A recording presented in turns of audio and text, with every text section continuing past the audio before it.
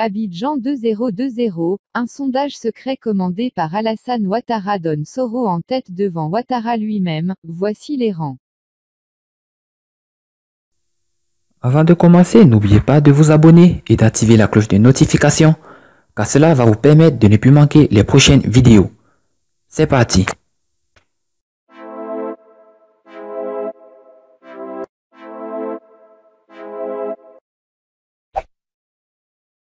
Au lendemain de sa large réélection en octobre 2015 à la tête du pays, le président ivoirien, Alassane Ouattara, assure qu'il ne briguera pas un troisième mandat en 2020. L'opinion publique et certains médias prêtent alors une stature de présidentiable à des responsables politiques tels que Guillaume Soro, l'actuel Premier ministre Amadou Gon Coulibaly, au sein de la coalition au pouvoir, le Rassemblement des Ouettistes pour la démocratie et la paix, RHDP, le débat sur l'alternance en 2020 au profit d'un candidat du Parti démocratique de Côte d'Ivoire, PDCI, est réclamé par l'ancien président Henri Konan Bédié, pour qui 2020 est le tour de son parti à gérer le pouvoir d'État.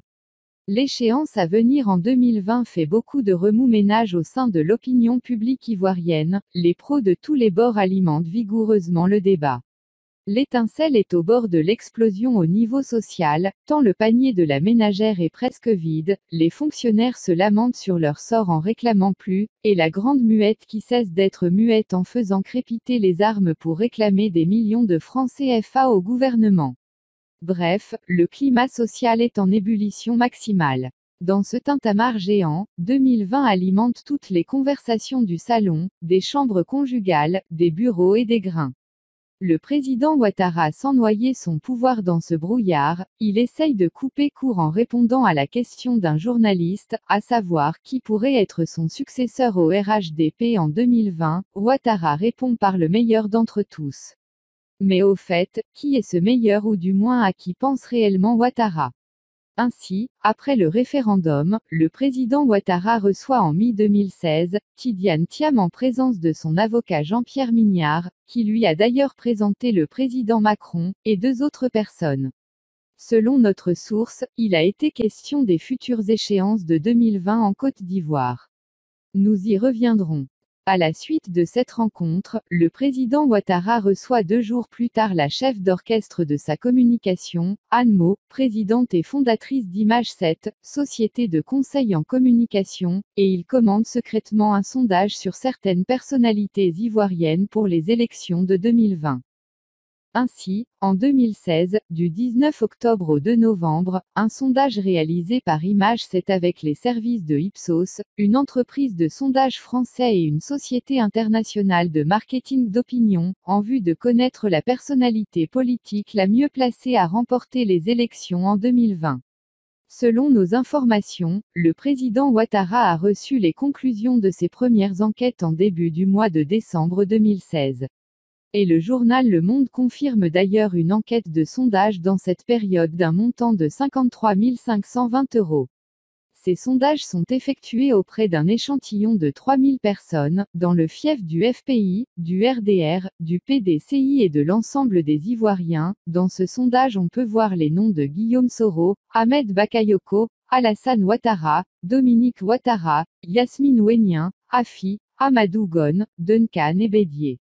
Et le deuxième sondage est réalisé du 15 février au 10 mars 2017. Par le cabinet marocain, W-Advisor assisté par Vodou Communication.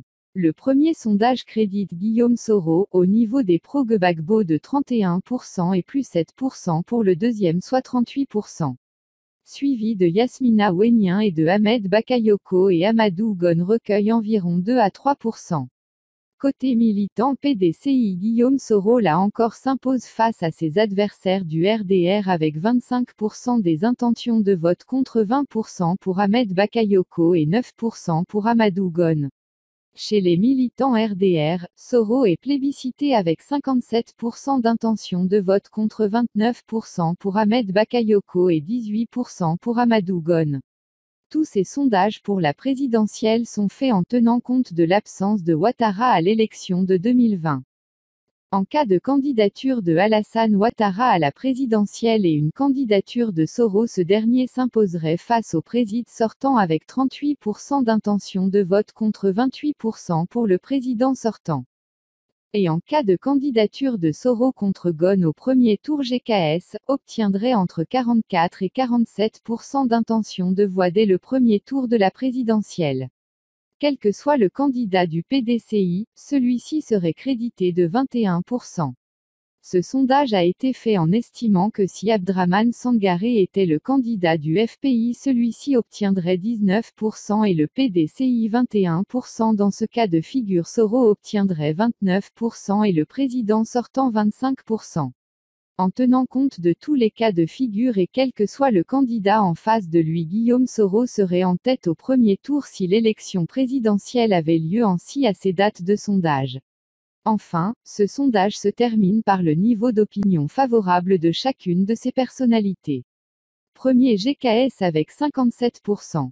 Deuxième, Dominique Ouattara 46%. D'ailleurs, un sondage réalisé avant les élections de 2015 la mettrait à 56% d'opinion favorable, et les communicants de Ouattara avaient demandé de la mettre en avant.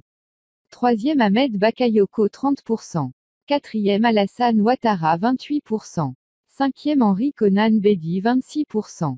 Sixième, Mabry Toykes 22%. Septième, Kablan Duncan 19%. Et Amadou Ghosn 11%. Ce sondage aussi a mis la cherté de la vie, la réconciliation et la corruption en tête des préoccupations de la population ivoirienne.